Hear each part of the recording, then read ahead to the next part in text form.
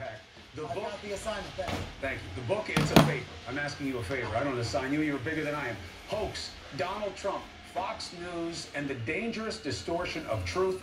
It is a new book. It's the paperback edition, but he has redone all of his reporting and really knitted things together for you in a way that will help you understand what we're all living through and why. Brian Stelter. UFO sightings. Is this crazy talk? No, that's not what the government says. It is taking a serious look. Why? Little green men? Or what they don't know about what's happening on Earth? So let's take a look at the report, and let's bring back an expert in looking at these phenomena and figure out where we are and where we need to be. Next.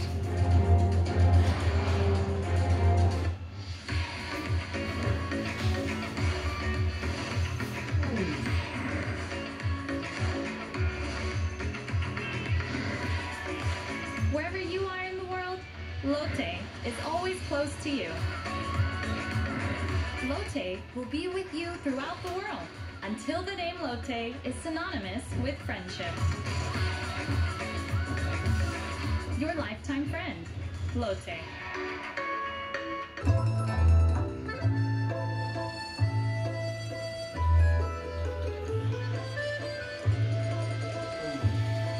That's delicious. You have to taste that.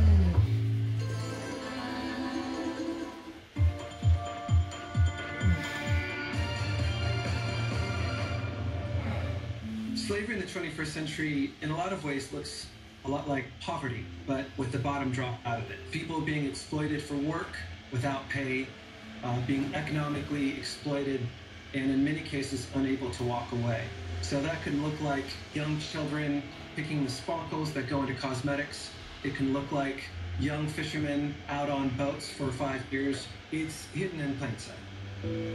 Freedom is an enterprise software that businesses use to trace and track forced labor in their supply chains. The pandemic proved something that we've been seeing for the last 4 years. Supply chains are woefully broken. No one actually knows what they're buying.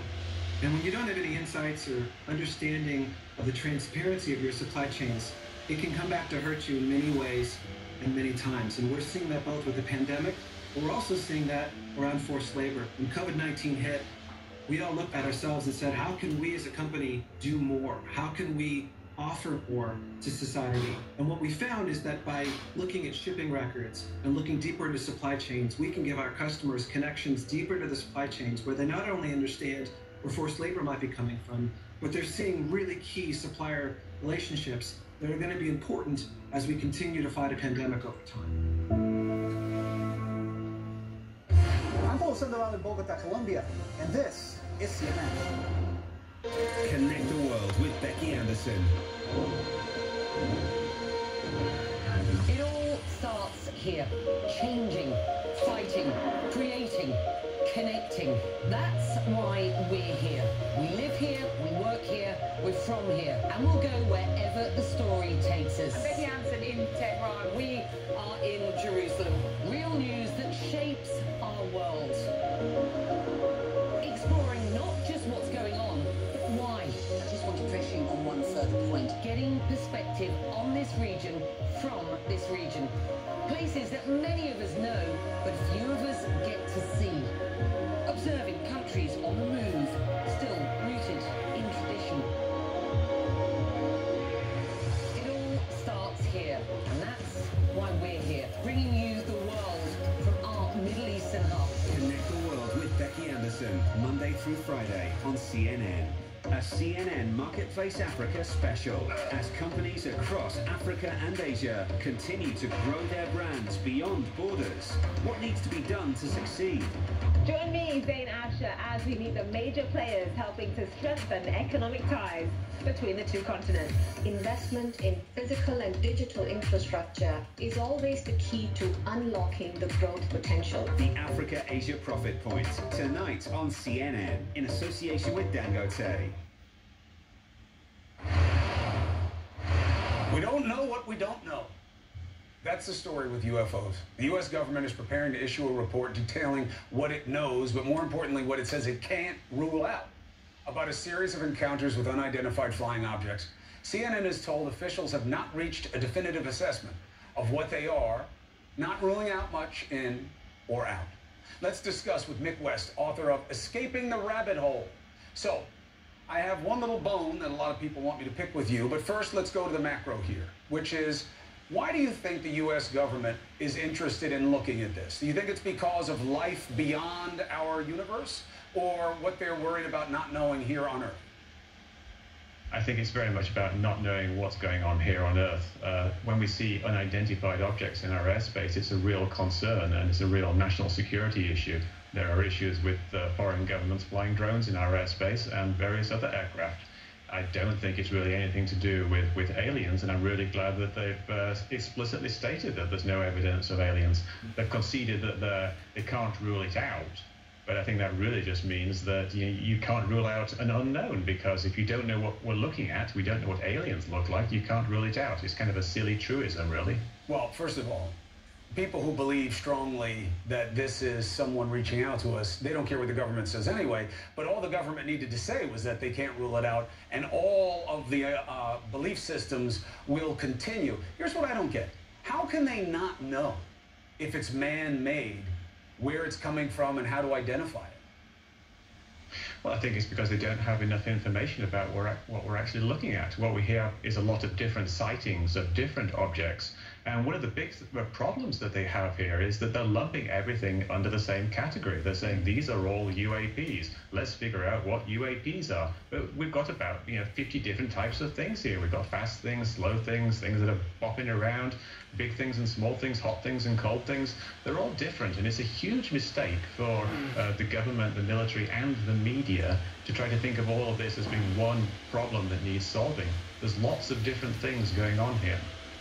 So your balloon theory that we discussed the last time you were on the show, man, people do not like that theory. They say you didn't take into consideration the wind currents and your explanation doesn't make any sense. Now look, I know that you dismiss the basis of criticism because you believe these are people who want to believe in something that they can't prove. But what do you make of the specific criticism that your analysis doesn't account for how the object was moving? It's very simple. You can actually just do the math yourself, or find a high schooler to do the math, and they will tell you exactly what's going on. The computations are really simple. You don't even need to account for the wind in the Go Fast video, which is what we're talking about. Now, this is something they mentioned in the New York Times story, that they'd eliminated wind and balloons as one particular cause, but they only did it in some cases. They didn't explicitly say it didn't happen in the Go Fast, and since wind really isn't a factor in that case, that's still very much on the table. So you believe that this is about people on Earth and what they know how to do that we haven't discovered yet, and that's why it's worth researching. And that's what the government seems to be insistent on, but boy, the mythology will live on even after this report. Mick West, thank you for applying analysis, and thank you for doing it here. We'll be right back.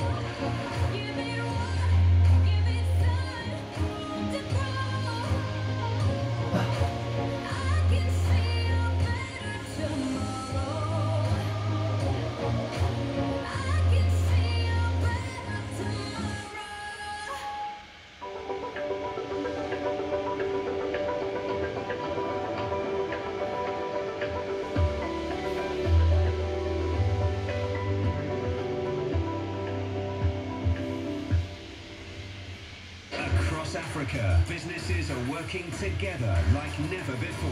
All new on CNN, Connecting Africa.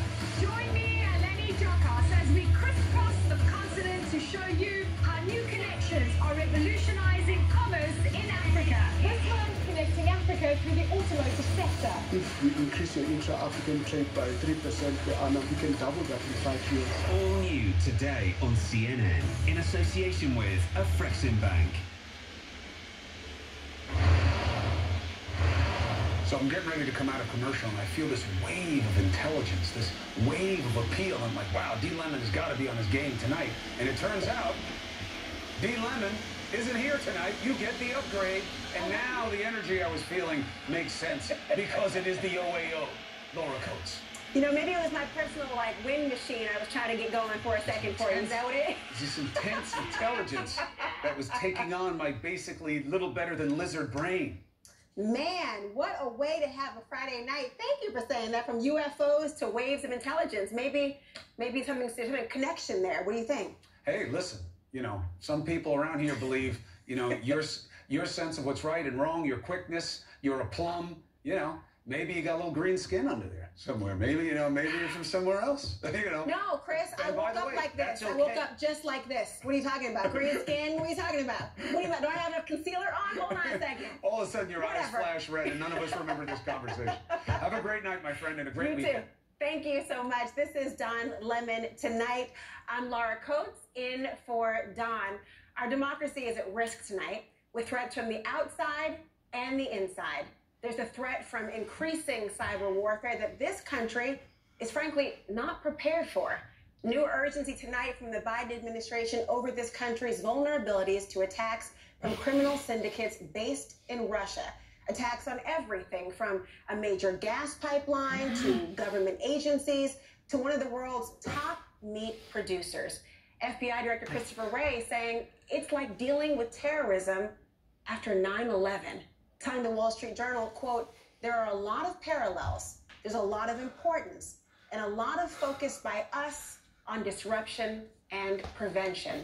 The White House saying President Biden views the attacks as a rising national security concern. On these ransomware attacks, does the president view those as a national security threat?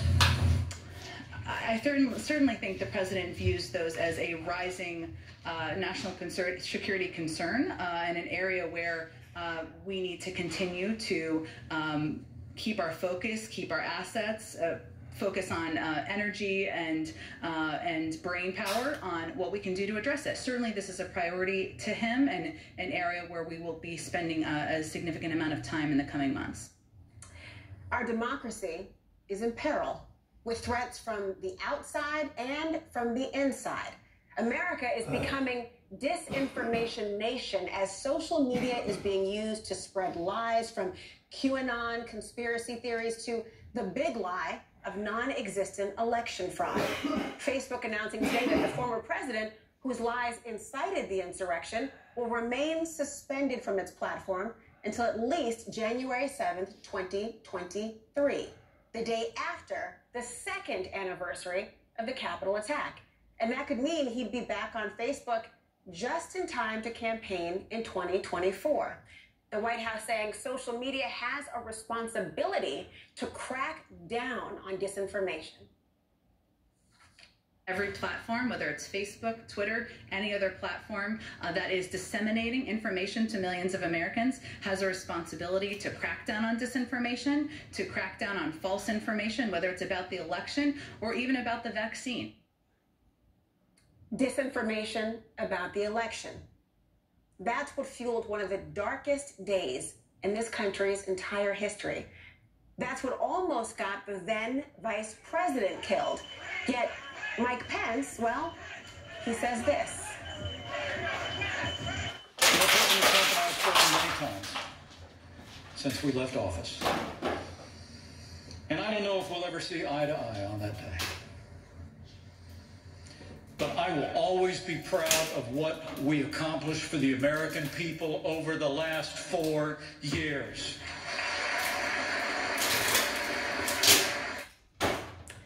I will note he had to look down at his script when he said that last part. Mike Pence's boss, who incited the insurrection with his lies, who slammed his own vice president for failing to stop the certification of the vote, did nothing to help him. Yet all Pence can muster is saying they don't see eye to eye on that day. I'll bet they don't.